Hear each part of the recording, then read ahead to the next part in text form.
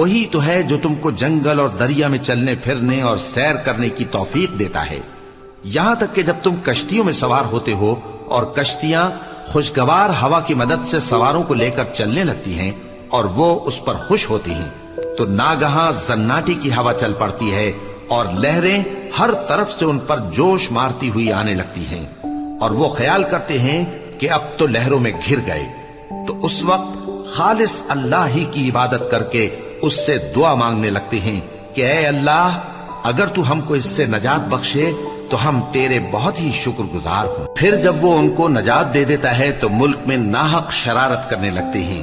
لوگو، تمہاری شرارت کا وبال تمہاری ہی جانوں پر ہوگا، تم دنیا کی زندگی کے فائدے اٹھا لو، پھر تم کو ہمارے ہی پاس لوٹ کر آنا ہے، اس وقت ہم تم کو بتائیں گے جو کچھ تم کیا کرتے تھے۔ دنیا کی زندگی کی مثال میں کسی ہے کہ ہم نے اس کو آسمان سے